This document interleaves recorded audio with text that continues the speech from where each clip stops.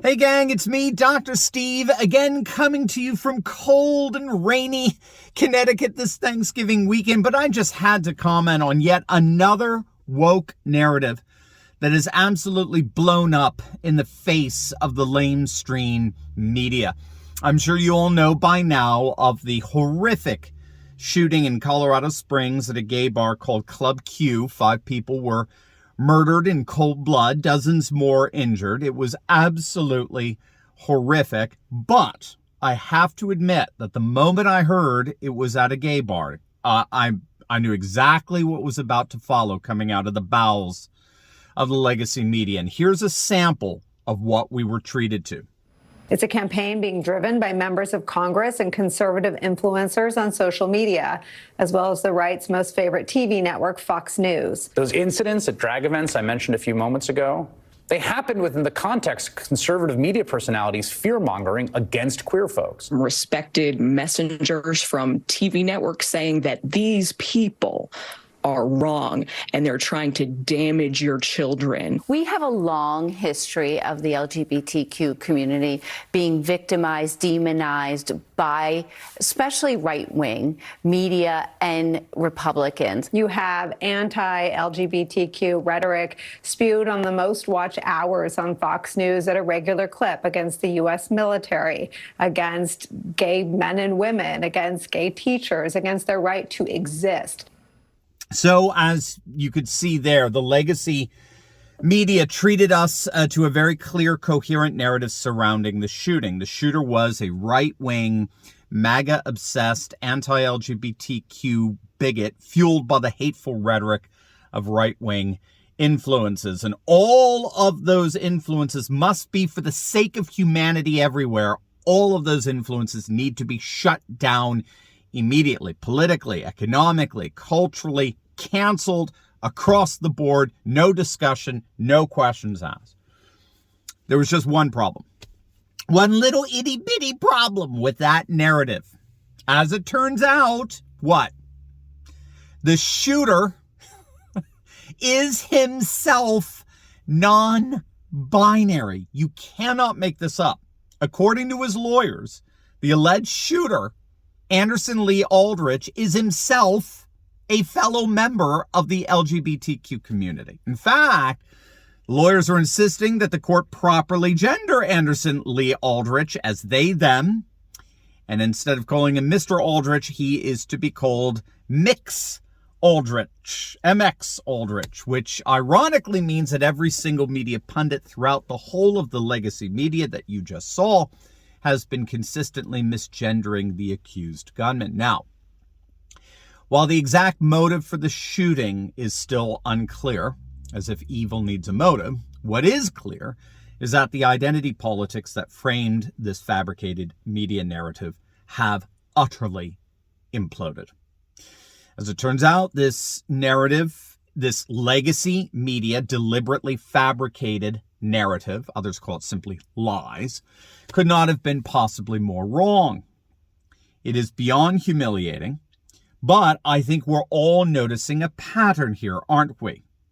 Are you noticing a pattern that whenever the shooter is, say, a white police officer shooting a young black male, or in this case, someone senselessly, horrifically killing people in the LGBT community, do you notice that the media treats this radically differently than when the assailant turns out to be, say, for example, a Muslim? Isn't it interesting that in the one case, the assailant is part of a much wider system of hatred that needs to immediately be disbanded, whereas in the other case, it's just a random, isolated incident. Don't you dare say any more than that.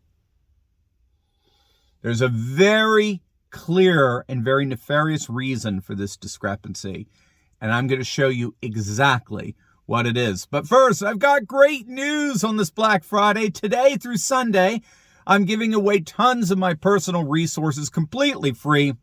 And it'll better help you think better so you can feel better and crush wokeism in your own daily life. Plus, I'm giving away an additional 14 days free to my Insiders Club community, where I'm going to dive deeper into topics I can't really discuss here on YouTube.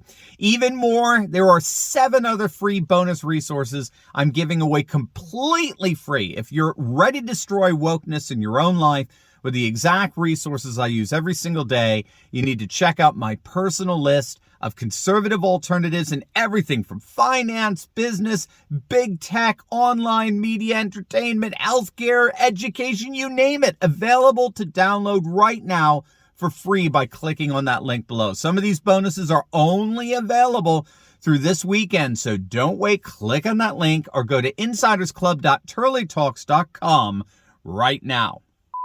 I want you to think about the radical discrepancy between, for example, the way the legacy media covered the whole Kyle Rittenhouse saga and their virtual ignoring of the Waukesha massacre that Darrell Brooks was just convicted of perpetrating. I don't need to get into the details of each, but as I'm sure you recall, Kyle Rittenhouse was consistently depicted as a symbol of systemic white supremacy, while Darrell Brooks, he acted completely in isolation of any other social factor. So what the hell is the deal with this media-inflicted discrepancy? Well, it all goes back to a woke neo-Marxist notion known as the Emancipatory Myth. The Emancipatory Myth is a Marxist-inspired political idea that re-envisions the state as a grand liberator of individuals from traditions and customs that are now considered oppressive and discriminatory. What we have to understand is that during the whole of the 20th century, with the rise of a thoroughly globalist society, particularly after World War II, our relationship to the government fundamentally changed. While the government was previously ordained to protect the moral institutions that made for a virtuous society, a globalized society increasingly believed that it was now the duty of secularized globalist government to expel any institution, particularly the church, particularly the traditional family and such, from the public square, so as to remove all moral and institutional impediments that blocked people from exercising autonomy over their own life circumstances. This is what's technically known as emancipatory politics, and it's been the key political paradigm for really the last half century.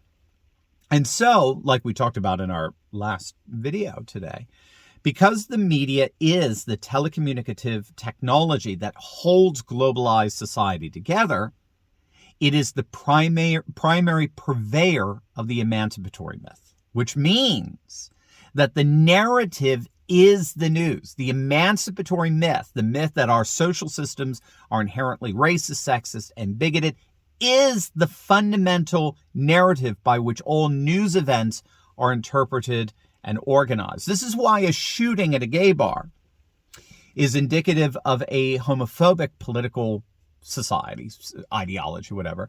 But a massacre at a predominantly white Christmas parade carried out by a black man is just an isolated incident with no social ramifications whatsoever. It's because one event fits into a neo-Marxist emancipatory myth while the other one simply doesn't. So what happens then? What happens when it turns out that the shooter was himself part of the LGBT community, like in this case? In other words, what happens when the event and its details no longer fit the narrative? Well, unsurprisingly, the media collectively dropped the story.